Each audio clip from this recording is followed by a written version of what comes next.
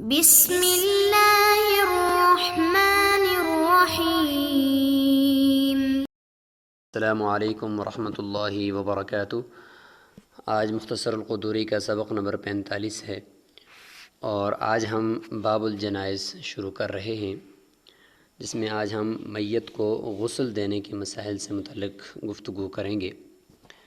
سب سے پہلے خلاصہ باب ہم بیان کریں گے، اس کے بعد مرنے کے وقت جب کوئی فوت ہو رہا ہو اور موت کے قریب ہو تو اس وقت کے کیا احکامات ہیں قریب میں بیٹھے ہوئے لوگوں کے لیے، تو وہ ہم بیان کریں گے، اور پھر اس کے بعد انشاءاللہ میت کو غسل دینے کا پورا طریقہ سنت کے مطابق وہ بیان کیا جائے گا۔ جیسے کہ آپ جانتے ہیں کہ اس سے پہلے نماز کا جو ذکر تھا وہ کتاب الصلاۃ کے اندر، وہ زندگی کے اندر انسان کی جو عبادات ہوتی ہیں اور جو نمازیں وہ پڑھتا ہے، تو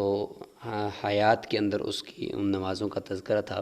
اور اب جو کتاب الصلاۃ کے اندر یہ باب الجنائز شروع ہو گئی ہے، تو اس میں انسان کے فوت ہونے کے بعد اس کے اوپر جو نماز پڑھی جاتی ہے اس کا ذکر شروع کر دیا۔ اصل میں آخر میں اس کو اس لیے ذکر کیا کہ ظاہر ہے کہ انسان کا جو انتقال ہو جاتا ہے، موت ہو جاتی ہے، تو اس کے بعد کے ساتھ اس نماز کا تعلق ہے، تو اس لیے اس کو بعد میں ذکر کیا۔ اور اس کے بعد یعنی صلاۃ الکعبہ، یعنی نماز خانہ کعبہ کے اندر پڑھنے کا جو ذکر کریں گے وہ آخر میں، اس لیے کہ وہ برکت کے لیے، تبرک کے لیے، کہ کتاب الصلاۃ کا جو باب ہے اس کو ایک اہم باب کے ساتھ اور ایک متبرک جو ہے وہ باب اس کے ساتھ ختم کر دیا جائے، ورنہ یہ باب الجنائز ہی آخر میں ہوتا ہے۔ تو یہاں سے ہم باب الجنائز آج شروع کر رہے ہیں، اور آگے بھی کچھ اسباق اس سے متعلق ہوں گے، جس میں ہم میت کے کفن کو بیان کریں گے کہ اس کو مسنون کفن اس کا کیا ہے، اور اسی کے ساتھ پھر اس کے اوپر نماز جنازہ کے مسائل شروع ہو جائیں گے، پھر دفن کے مسائل شروع ہو جائیں گے۔ تو آج جو ہم بحث کریں گے وہ صرف میت کو غسل دینے سے متعلق ہوگی۔ باب الجنائز۔ اذا احتضر الرجل وجه الى القبلة على شقه الايمن ولقن الشهادتين، واذا مات شدوا لحيتيه وغمضوا عينيه، فاذا ارادوا غسله وضعوه على سرير وجعلوا على عورته خرقة ونزعوا ثيابه ووضؤوه، ولا يمضمض ولا يستنشق، ثم يفيضون الماء عليه ويجمر سريره وترا ويغلى الماء بالسدر أو بالحرض، فإن لم يكن فالماء القراح، ويغسل رأسه ولحيته بالخطمي، ثم يضجع على شقه الأيسر فيغسل بالماء والسدر حتى يرى أن الماء قد وصل إلى ما يلي التحت منه، ثم يضجع على شقه الأيمن فيغسل بالماء حتى يرى أن الماء قد وصل إلى ما يلي التحت منه، ثم يجلسه ويسنده إليه ويمسح بطنه مسحا رقيقا، فإن خرج منه شيء غسله ولا يعيد غسله، ثم ينشفه في ثوب ويدرج في أكفانه ويجعل الحنوط رأسه ولحيته والكافور على مساجده۔ تو عبارت ہم نے پڑھ لی ہے، ابھی اس پورے باب کا خلاصہ بیان کر لیتے ہیں کہ اس پورے باب کے اندر ہم کیا کچھ پڑھیں گے، اور اس کے بعد پھر ہم اس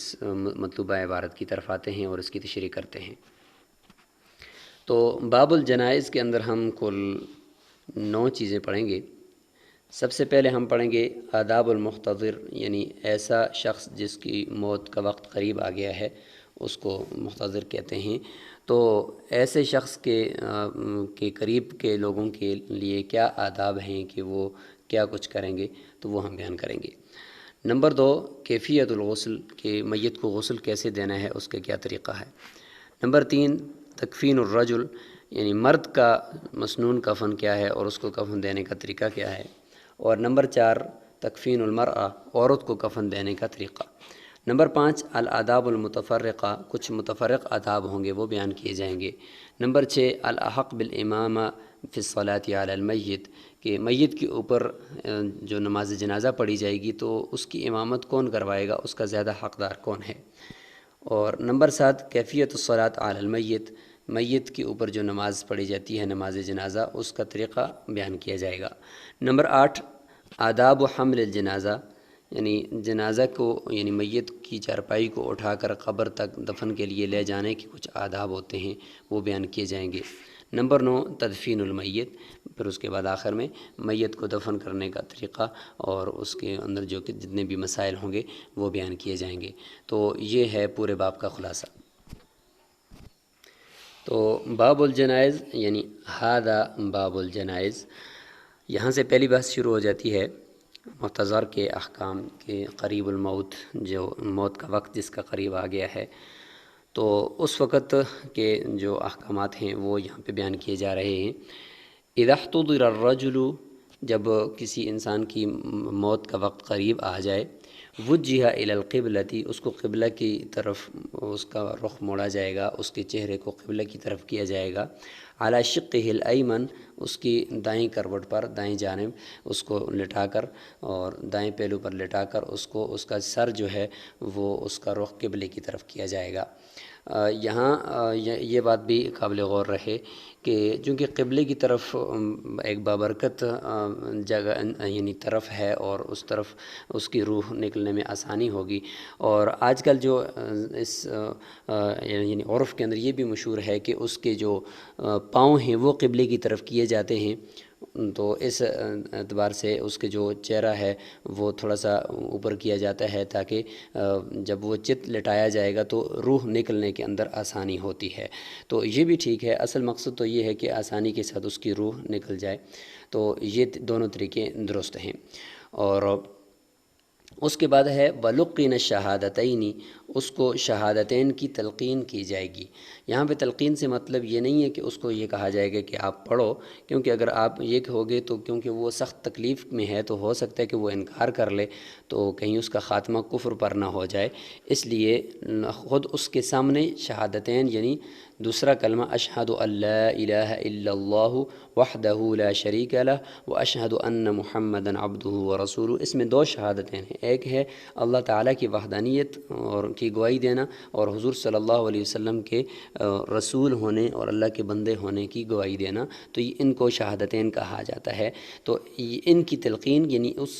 کے سامنے یہ اونچی آواز سے پڑھنا ہے تاکہ آپ کو سن کر وہ بھی پڑھے، اور جب وہ ایک مرتبہ پڑھ لے تو پھر اس کے بعد بار بار آپ نہ پڑھیں، نہ اس سے کوئی بات کروائیں، تاکہ اس کا آخری کلمہ وہ یہی ہو۔ حضور صلی اللہ علیہ وسلم کا ارشاد ہے کہ لقنوا موتاکم شہادت ان لا الہ الا اللہ، کہ اپنے مردوں کو یعنی مردوں کو تو نہیں بلکہ قریب الموت کو تلقین کرو شہادتین کی، لا الہ الا اللہ کی۔ اور ایک اور روایت میں بھی ہے کہ من کان آخر کلامہ لا الہ الا اللہ دخل الجنہ، کہ جس کا آخری کلمہ وہ لا الہ الا اللہ ہوا تو وہ جنت میں داخل ہوگا۔ تو اسی نیت سے آپ نے اس کے سامنے پڑھنا ہے، اس کو حکم نہیں دینا۔ وَإِذَا مَاتَ، اور پس جب وہ فوت ہو جائے اور اس کی روح نکل جائے، شدوا لحیتیہ، اس کا جو دونوں جبڑے ہیں وہ چونکہ کھل جاتے ہیں اور انسان کا منہ بالکل کھل جاتا ہے، تو اس کو اس طریقے سے کھلا کا کھلا نہیں رکھنا، اس کو باندھ دینا ہے۔ تو اس کو باندھ دیں گے، اور یہ جو اس کی تھوڑی کے نیچے سے وہ کپڑا باندھیں گے اور اوپر سر پہ جا کر اس کو گرہ لگا دیں گے، اس طریقے سے اس کا جو دونوں جبڑے ہیں وہ آپس میں مل جائیں گے۔ وغمضوا عینیہ، اور اس کی جو دونوں آنکھیں ہیں وہ بھی چونکہ پھٹی کی پھٹی رہ جاتی ہیں، اور روایات میں آتا ہے کہ جب انسان کی روح نکل جاتی ہے تو آنکھ اس کو دیکھتی رہتی ہے پیچھے سے، تو اس لیے آنکھ کھلی کی کھلی رہتی ہے، تو اس کو بھی بند کر دیں گے۔ وغمضوا عینیہ، دونوں آنکھوں کو وہ آپس میں ملا دیں گے۔ تو یہ یہاں تک تو آداب ہو گئے ہیں کہ جس وقت موت کسی کے اوپر طاری ہوتی ہے تو اس وقت کے کیا آداب ہونے چاہیے، تو وہ یہاں پہ بیان کر دیے گئے۔ اور چونکہ اس وقت میں شیطان یہ چاہتا ہے کہ اس کا خاتمہ کفر پر ہو جائے، اس لیے وہ کوشش کرتا ہے کہ اس وقت اس سے کوئی کلمہ کفر ادا ہو جائے، تو اس لیے تلقین بھی ہے شہادتین کی، اور باقی یہ سارے آداب ہیں۔ اس کے بعد دوسرے نمبر پر ہے غسل کے احکامات ہیں، تو یہاں سے شروع ہو گئے ہیں۔ فَإِذَا أَرَادُوا غُسْلَهُ، پس بس جب وہ ارادہ کریں یعنی اس کے رشتہ دار اقربا اس کو غسل دینے کا میت کو، تو اب کیا کریں گے؟ تو فرمایا کہ وضعوہ علی سریر، اس کو ایک تختے کے اوپر، جو غسل دینے کے لیے تختہ ہوتا ہے اس کے اوپر وہ اس کو ڈال دیں گے۔ وضعوہ علی سریر وجعلوا علی عورتہ خرقۃ، اور کوئی کپڑا اس کے سطر کے اوپر ڈال دیں گے۔ تو یعنی کسی تختے کے اوپر ڈال کر غسل دینے کا فائدہ یہ ہوگا کہ پانی اچھی طریقے سے اس سے نچڑ جائے گا اور وہ مردے کا جو غسل ہوگا غسل دینے میں آسانی ہوگی۔ اور سطر کو چونکہ چھپانا ہے، جس طریقے سے انسان کو اس کی زندگی کے اندر اس سطر کو چھپانا ہے، تو اس کی موت کے بعد بھی اس کے سطر کو دیکھنا یہ درست نہیں ہے۔ وَنَزَعُوا ثِيَابَهُ، اور اس کے کپڑوں کو اتار دیں گے۔ وَوَضَّعُوهُ، اس کو سب سے پہلے وضو کرائیں گے۔ لیکن اس وضو میں اور زندگی میں جو انسان وضو کرتا ہے اس میں یہ فرق ہوگا کہ وَلَا يُمَضْمَضُ وَلَا يُسْتَنْشَقُ، اس کو کلی نہیں کروائی جائے گی اور اس کے ناک میں پانی نہیں ڈالا جائے گا، اور اس جگہ پر صرف روئی کو تھوڑا سا لگا کر اور وہ اس کے ناک اور اس کے منہ کے جتنا حصہ کھلا ہے اس کے اوپر لگا دیا جائے گا۔ اس کے علاوہ باقی اس کو مکمل طور پر کولی نہیں کروائی جائے گی۔ تو جس طریقے سے حیات کے اندر انسان وہ پہلے وضو کرتا ہے اس کے بعد پھر غسل کرتا ہے، مسنون طریقہ یہی ہے، تو مردے کو بھی حتی الامکان اسی طرح کوشش کریں گے کہ پہلے وضو اور اس کے بعد پھر غسل کروایا جائے گا۔ ثم یفیضون الماء علیہ، پھر اس کے پورے جسم کے اوپر پانی بہا دیا جائے گا۔ ویجمر سریرہ وطرا، اور اس کی جو تختہ ہے جس کے اوپر آپ اس کو غسل دے رہے ہیں تو طاق مرتبہ اس کو دھنی دی جائے گی کہ کسی خوشبو کے ساتھ، کوئی بھی خوشبو ہو اس کے ساتھ اس کو دھنی دی جائے گی، تاکہ میت کی سے کوئی ایسی بدبو نہ آ جائے جس کی وجہ سے پھر اس کی قدر میں اور منزلت میں انسان کے دل میں کوئی وہ گر نہ جائے اور اس کا مرتبہ کم نہ ہو جائے، تو اس لیے پہلے سے ہی خوشبو کا بندوبست کر دیا جائے۔ وَيُغْلَى الْمَاءُ بِالسِّدْرِ او بالحرض، اور یہ بیری کے پتوں کے ساتھ اس کے جو پانی ہے اس پانی کو پہلے ابالا جائے گا تاکہ اچھی طریقے سے صفائی ہو جائے۔ اور اگر وہ نہیں ہے تو آج کل جو جدید جو بھی شیمپو ہے، صابن ہے، اس کے ساتھ اگر اس کو غسل دے دیا تو یہ بھی درست ہے، کوئی حرج نہیں ہے۔ اور یہاں پہ صدر یعنی بیری کے پتے ہوتے ہیں، اور ان سے جب وہ پانی کے اندر اس کو ساتھ ابال دیا جائے تو اچھی طرح صفائی ہو جاتی ہے۔ اور حرز کہتے ہیں اشنان کو، یہ بھی ایک گھاس ہوتی ہے اور اس سے بھی اچھی طریقے سے صفائی ہوتی ہے۔ تو اگر یہ دستیاب ہوں تو بہتر ہے اور سنت بھی ہو جائے گی پوری۔ اگر یہ نہیں ہے تو پھر صابن کے ساتھ اگر میت کو غسل دے دیا تو یہ بھی جائز ہے۔ فَإِن لَّمْ يَكُن، اگر یہ چیزیں نہ ہوں، مطلب بیری کے پتے بھی نہ ہوں، اشنان بھی نہ ہو، فرمایا کہ فَالْمَاءُ الْقَرَاحُ، پھر خالص پانی، صاف ستھرا پانی، اس سے غسل دے دیا جائے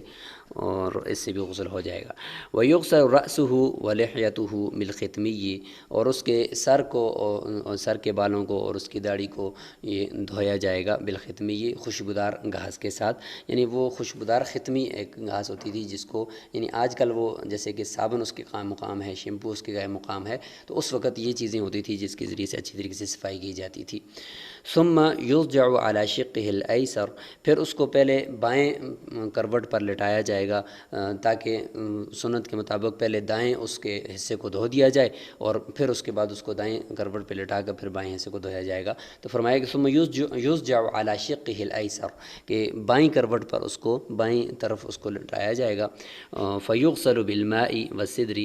بیری کے پتوں کے ساتھ اور پانی کے ساتھ اس کے دائیں جانب کو دھویا جائے گا۔ حتی یری ان الماء قد وصل الی ما یلی تحت منہ، پھر یعنی یہاں تک دھویا جائے گا کہ یہاں تک کہ پتہ چل جائے کہ پانی اس کے اس جسم کے اس حصے تک پہنچ گیا ہے کہ جو نیچے ملا ہوا ہے۔ تو جب یہ اوپر سے نیچے تک یہ سارا دھویا جائے گا، ثم یضجع علی شقہ الایمن، پھر اس کو دائیں کروٹ پر لٹایا جائے گا۔ فیغسل بالماء، پھر بائیں کروٹ کو پھر پورے بائیں حصے کو اس کی ٹانگوں سمیت وہ کندھے سمیت دھویا جائے گا، حتی یرا ان الماء قد وصل الی ما یلی تحت منہ، یہاں تک کہ پتہ چل جائے کہ پانی جو ہے وہ نیچے تک پہنچ گیا ہے، جو حصہ اس کا نیچے تختے کے ساتھ لگا ہوا ہے۔ ثم یجلسہ، پھر اس کو بٹھائے گا اور سیدھا بٹھائے گا، ویسندہ الی، اور اس کو اپنے ساتھ اس کی ٹیک لگائے گا اور اس کو اپنے سینے کے برابر میں اس کے سر کو رکھے گا اور رخ اس کا آگے کی طرف ہوگا۔ ویمسح بطنہ، اور اس کے پیٹ کو ملے گا تھوڑا تھوڑا، اس کی جس طرح مالش کرتے ہیں، مسحا رقیقا، ہلکا ہلکا، اس کی بہت زیادہ نہیں، ہلکا ہلکا۔ کیوں؟ اس کا فائدہ یہ ہوگا کہ غسل تو چونکہ ہو چکا ہے، اور اگر کوئی غلاظت اندر سے نکلے گی تو بعد میں کفن کو کہیں وہ گندا نہ کر لے، اس لیے ابھی سے ہی تھوڑا تھوڑا پیٹ کو ملے، تاکہ اگر کوئی چیز نکل بھی جائے تو فوراً اس کو دھو دے، لیکن غسل کو دہرانے کی ضرورت نہیں ہے۔ فإن خرج منہ شیء غسلہ، اگر کوئی چیز اس سے نکل جائے تو اس کو دھو دے، ولا یعید غسلہ، اس کے غسل کو دوبارہ دہرانے کی ضرورت نہیں ہے۔ ثم ینشفہ فی ثوب، پھر اس کو کسی کپڑے کے اندر ڈال کر اس کے پورے جسم کو خشک کیا جائے گا، یعنی تولیہ استعمال کر لے۔ ویدرج فی اکفانہ، اور اس کو اپنے اس کے جو کفن ہیں اس کے اندر وہ طیبت اس کے اوپر کفن لگا دیے جائیں گے، اور کفن کے اس کو اندر اس کو کفن پہنا دیا جائے گا۔ ویجعل الحنوط رأسہ ولحیتہ، اور خوشبو جو ہے وہ اس کے سر کے اندر بھی لگائے گا اور اس کی داڑھی میں بھی لگائے گا۔ والکافور علی مساجدہ، اور اس کے سجدے کی جتنی بھی جگہیں ہیں، اس کے دونوں گھٹنے ہیں اور پیشانی ہے اور اس کے ہاتھ ہیں، اس جگہ پہ جتنے بھی سجدے کے اندر یہ جگہیں کام آتی ہیں، تو وہاں پہ کافور رکھے گا۔ کافور اس لیے رکھے گا کہ تاکہ سجدے کی جگہیں چونکہ محترم ہیں اور وہ بہت جلد ہی کیڑا ان کو نہ لگ جائے قبر کے اندر، اس لیے کافور ہی زیادہ بہتر ہے اور یہی مسنون ہے لگائی جائے۔ البتہ خوشبو حنوط ہو یا کوئی اور خوشبو اچھی سے اچھی ہو، وہ اس کے باقی جسم کے اندر لگا دی جائے۔ تو آج بس یہاں تک ہی پڑھتے ہیں۔ آخر میں ایک دو مسائل ہم آپ کے سامنے ڈسکس کرتے ہیں۔ ایک تو یہ ہے کہ مردوں کو مرد ہی غسل دیں گے اور عورتوں کو عورتیں ہی غسل دیں گی۔ کبھی ایسا نہ ہو کہ کہیں عورت جو ہے وہ مرد کو غسل دے رہی ہو، یا ہاں البتہ اگر حامد ہو تو اس کو اگر ضرورت ہو کسی وقت سخت مجبوری میں، تو اگر اس کی عورت اس کے غسل میں شریک ہو جاتی ہے تو اس کی گنجائش معلوم ہوتی ہے، لیکن مرد جو ہے وہ اپنی بیوی کو غسل نہیں دے سکتا، کیونکہ اس کے فوت ہونے کے بعد نکاح جو ہے وہ ختم ہو جاتا ہے۔ صرف دیکھ تو سکتا ہے لیکن اس کو چھو نہیں سکتا۔ تو اس لیے البتہ چھوٹے جو بچے ہیں تو ان کو، اگر چھوٹی بچی ہے بالکل مراہقہ نہیں ہے وہ اور اس سے پہلے کی اس کی عمر ہے، تو اس کو اگر کوئی مرد غسل دے رہا ہے تو اس میں کوئی حرج نہیں ہے۔ اور اسی طریقے سے اگر میت کے سونے کے یا چاندی کے دانت لگے ہوئے ہیں، یا یہ کہ اس کے جسم کے ساتھ کوئی اور ایسی چیز ہے کہ جو اس کے جسم کا حصہ بن گئی ہے، اور اب وہ وہاں سے جدا کرنے میں میت کی بے حرمتی بھی ہو سکتی ہے، تو فرمایا کہ اس کو اسی طرح رہنے دیا جائے، اس کو اتارنے کی ضرورت نہیں ہے۔ اور البتہ جو کوئی پٹی وٹی لگی ہوئی ہے، کوئی پلسٹر لگا ہوا ہے، تو اس کو البتہ اتار دیا جائے، چونکہ وہ زائد چیز ہے، تو جس طریقے سے کپڑے اتارے جائیں گے تو وہ پٹیوں کو بھی وہاں سے اتار دیا جائے اور اس کے بعد پھر اس کو غسل دیا جائے۔ تو آج غسل کے متعلق کچھ احکامات تھے وہ بیان ہوئے۔ آپ نے اس عبارت کو ایک دفعہ پھر پڑھنا ہے اور اس کے حاشیے کو پڑھنا ہے، تاکہ مزید جو اس کے جو مسائل ہیں اور آداب ہیں وہ آپ کو سمجھ میں آ سکیں۔ انشاءاللہ اگلے سبق کے اندر ہم مسنون جو کفن ہے مرد کا عورت کا، اس کو بیان کریں گے۔ السلام علیکم ورحمۃ اللہ وبرکاتہ۔